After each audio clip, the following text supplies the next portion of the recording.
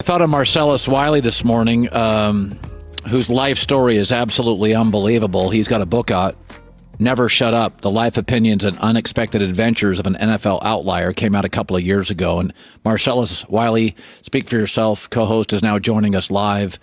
And when I watched the images yesterday, Marcellus, you'll have much greater perspective than certainly I would. What were the emotions that ran through you yesterday watching your city and overwhelmingly peaceful protests, but then some looting as well? What were your thoughts on that? Thanks for having me on, Colin. Give me this opportunity, this platform to speak on this issue. So many things ran through my mind. So many experiences were triggered in my DNA, in my existence, just watching these images right now. And let me preface everything I'm going to say with the fact that none of us should speak for all of us, because no group, no ethnicity, no race is monolithic. But I'm going to give you my slice of reality right here. There were good people out there that were protesting. And in protests, it's not just a crowd, it's not just chants. It is a collective pain that needs to be heard. People need to leave their doorstep, leave their comforts of their homes, whatever situation they're in, because it's dire to them and they want to go out and try to evoke change. But there's also a contingency out there that doesn't have the purest of intentions, and the looters, the rioters.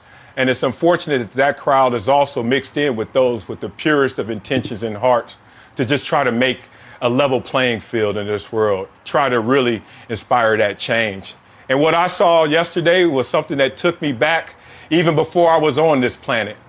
My grandmother always talked to us about how she lived in Watts. And after the 1965 Watts riots, she wanted her family to feel safer and move to greener pastures. So she took her family and moved from Watts, California to Compton, California. My mother grew up in Compton, California, graduated Compton High School, had me at the age of 19. She wanted greener pastures, a better life for her family. She lost 3 of her brothers in the streets. So she moved us to a better surrounding, better circumstance, South Central Los Angeles. And in 1992, I had to live through this exact same experience that we're witnessing right now, the destruction all around. And people who are in this position right now feel the despair. And that despair is crying out in our streets right now. We're seeing pain through every single demonstration, every single display, every single vivid image is someone else's experience that they are so frustrated with that this is what they feel that they have to resort to. Let me remind people also that a lot of times when you see it go to this place, go over the edge, past the tipping point where it becomes destructive, that those people are making emotional decisions. And that is anger, frustration, hopelessness, helplessness, which can all be justified emotionally. But then we get into the action. And the action, unfortunately, is the same I saw in 1992, where that destruction becomes the end game. And it's an ugly place to be because you're so frustrated, you don't know what to do. But we got to make sure we do the right things. Those actions can't just be carried out in city streets. We have to start doing the building blocks of equality, the building blocks of power, which is put some of that energy into voting, into jury duty, into things of civil nature. Just be a part of your locale, community service, building up on your own character and spreading that love. And I know it sounds kumbaya, but because I'm right now on a different day listening to the same song, I just hope that we come to a better place. Do you think this opens up the opportunity for athletes to talk about it now?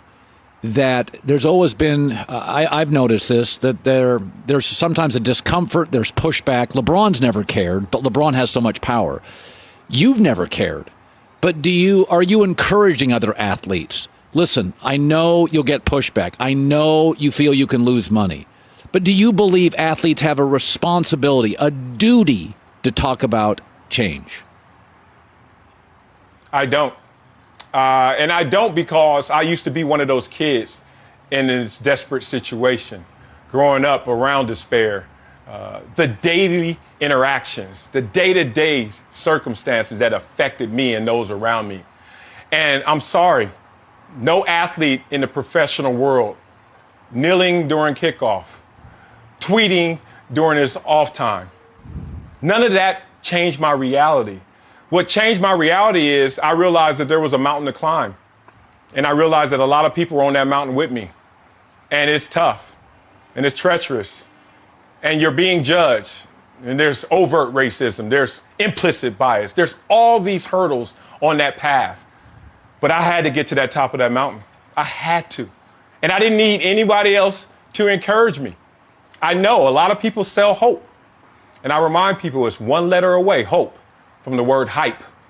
You got to be careful to look for others to bring you along. You got to be careful to look for love outside of yourself. You got to be very careful in those circumstances, because I'm talking about a guy who rose from the ashes. I'm talking about other athletes who are, a lot of them, from this same circumstance, and to put public pressure on them to speak for something that they don't feel, that's something that's not coming directly from their heart or directly from their experience. I don't believe in that. I believe in counting those who are with you and not those who are against you, and building that ammunition and power. And that will be the energy you need to get to the top of your mountain and the top of whatever you deem necessary and possible. But that pressure, I'm not for it, Colin. I understand it gives you a jolt of energy. It may feel inspiring, and I may be in the minority. But like I said before we started, I'm going to give you my slice of reality. That mountain is not to be burned down because of frustration. That mountain is not to stop and you don't want to climb the next step because of how difficult it is. It's a tough one, Colin. But I'm on the side of those who want to get it done, and make sure you look around, look them in the eyes, feel their connection, and get it done with them. Love having you as a teammate. I've told you that before. I'd ask you another question, but it wouldn't give you the space to give me the answer that you deserve.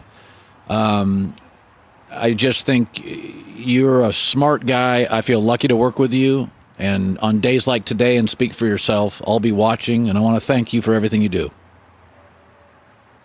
Appreciate you, brother. Thanks, Colin. Marcellus Wiley, co-host to Speak for Yourself. Hi, everybody. Thanks for watching. Subscribe here to get the latest from the show. Also, be sure to check out more of the best clips from The Herd, or go watch a few segments from other shows on FS1.